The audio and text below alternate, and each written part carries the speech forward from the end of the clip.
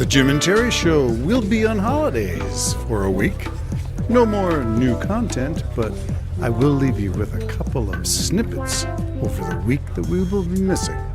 Featuring some music, maybe some ideas from music. Here we go. This is How It Ends. A topic in spirituality, the end of the world as we know it, utopian, dystopian, all of those kinds of things wrapped up in this little musical muse from Wigmore Allen Gibbons. This is How It Ends.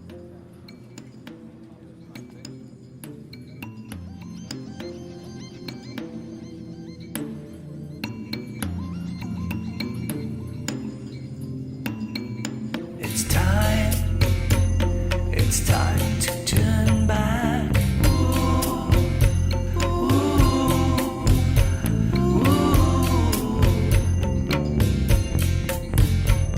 I'm tired, too tired to turn to simple times and change my mind.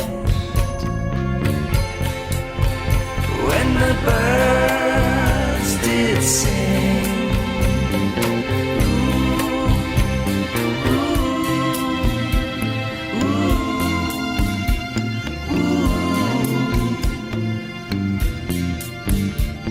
you're tired, too tired to turn to simpler times and change your mind and make birds sing again. Ooh, ooh, ooh.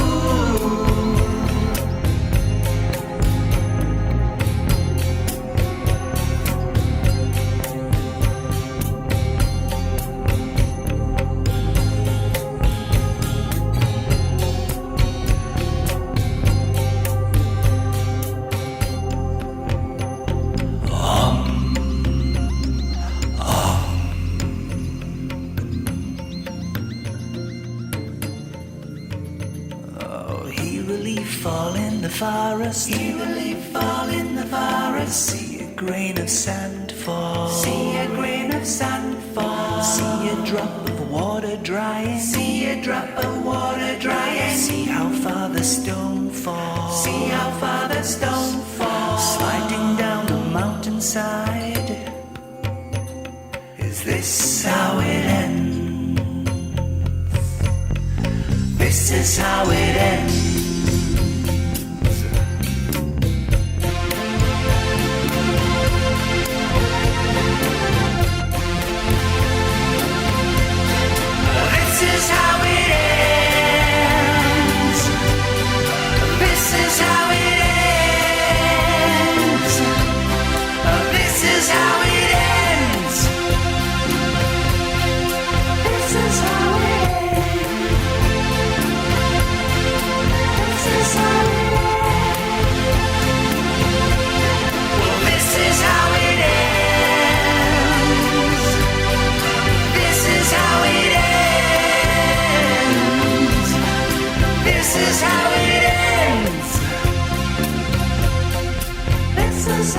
One last soul could make a difference. This is how it ends. One less soul won't make no difference. This is how it ends. One less soul won't make no difference.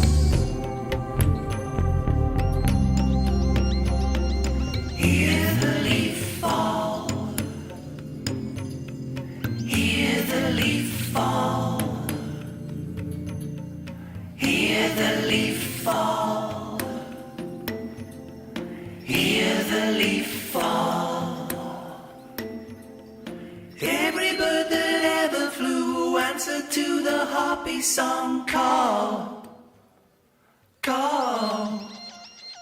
Every tree that ever grew mighty tall, weak or small, must fall. Is that trees as in empires, as in the Roman Empire fell, the Ottoman Empire fell, the Chinese Empire? Well, maybe that's still going in the autocracy of China. Maybe some of the other empires are still going on in various forms. Maybe the American empire is going to fall. Is that in there? Well, I don't know. But it is fun to ponder. 2025, what is that all about? The end of the world as we know it? This is how it ends? I came across an article, I think it was dated 2022, but forward-looking to 2025, saying 2025 is the point of no return. At least that is what indigenous elders in the United States warn. What's the basis of that? Let's poke around under the hood and see. Under the hood, Well, if you're talking about First Nations, you're talking about claims that the land is a spiritual entity itself. It's the turtle on which we all live. And whether that's an allegory or literal, we're not sure. I'm thinking that in First Nations people, traditions, it's probably literal. That their understanding, just like the early understandings of the sun being pulled across the sky in a chariot. Everybody in the ancient cultures had their way of explaining what they saw and what they observed. So we are on the back of a turtle. Why? Because turtles move slow, because turtles, at least if you've seen the old snapping turtles, they're kind of mossy. Like they collect stuff on their shells. Maybe all of the world as we know it is collected on the shell of a giant snapping turtle. Whatever the reason, the basis of this claim of 2025 is that the Earth is saying something to people and we need to pay attention. So what is that stuff? Well, there seems to be a couple of different things, but they all maybe converge. So if you're into patterns and looking for, should I say the word collusion? That's a political word. How about coherence? Would that be a more spiritual term? Spiritual coherence of Aboriginal First Nation thoughts and cosmologies. Here's a quote. I once asked a remarkable Diné Navajo leader what he was working on. He answered that our culture is preparing for the next 500 years. Bewildered, I asked, are you going to be here in 500 years? He answered matter-of-factly, quote, we will. I don't know about you guys, quote. All right, so we will, but I don't know about you guys. The you guys being everybody else who came to the new world from the old world. I'm not sure who the you guys means. Are we all in this together, or are there like the traditional view of heaven?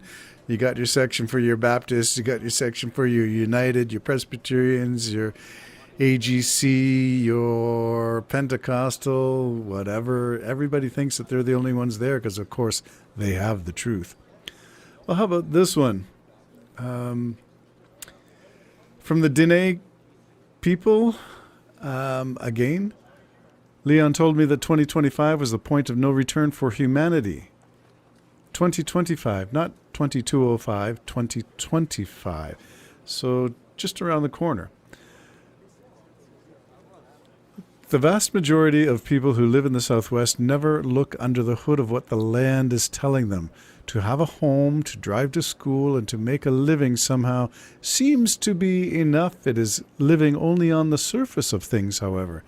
They have rarely gone to listen to the roots of what makes this a part of the world so remarkable. It is as if they are still running on the surface of America, and it's a machine-made reality. But the elders have to say this. It's a wisdom that antedates Western civilization. The roots of this wisdom are much deeper and are based not on machinations or science, but on a whole cosmology that we may have had even before the ancient Greeks. They may have seen changes as they are here and now. Most people live in the American scream. The American dream, no, the American scream, rushing back and forth to work, having to get daycare for your kids, buying, selling, living, spending, consuming, and maybe, in the midst of all that turmoil, surviving, barely. The real genius of this part of the world, that's the Midwest, the desert areas, is that it's native people whose vision has always been as wide as the horizon, and what they have to say has foreshadowed what the dominant society must finally learn about the future. So what is the message from First Nations wisdom, the Arizona border area, the Hopi, the Apache? Apparently, these people have always watched and listened to the earth, far longer than anyone in the technological society, which would, I guess, mean the newcomers, the people who have emigrated to North America. So now the North American settlers, that means everybody who's descended from the Plymouth, the boat that landed the Columbus and following, we got a lot to learn. Take heed. At the turn of the century, I had only an inkling of what Leon was saying. He probably had known about what we were doing to the climate and carbon cycle decades before James Hansen warned us of the atmospheric greenhouse gases. We have just another COP meeting. So I guess that's the climate meeting in Glasgow. And while most parties of the 197 nations agreed to a new environmental pact, industrial gases keep on increasing. Humanity hasn't learned anything from the pandemic and does not seem willing to change. Do you remember the maps during the pandemic where the Earth seemed to recover? It stopped and seemed to breathe for a while. Emissions dropped, productivity dropped, and yet it resumed as soon as we opened up the doors and began cranking out stuff. Well, maybe he's right. Maybe he's right. One of the missions of this particular elder is to disseminate Navajo knowledge to physicists and scientists, especially those who would listen, which is not easy, and I agree. He knew that a way of life was coming to an end. He knew that his civilization was coming to a close, and what he didn't know, what I would certainly could not fathom, was how accelerated the changes in the earth were going to be at this time in history. The great circle of life, the technological society, is starting to break down. There you go. Are the gods crazy? Is there a Coke bottle flying down from a plane up above, whistling a tune that you now take as a sacred message? I don't know, but stay tuned. There's lots more. This is Maybe How It Ends.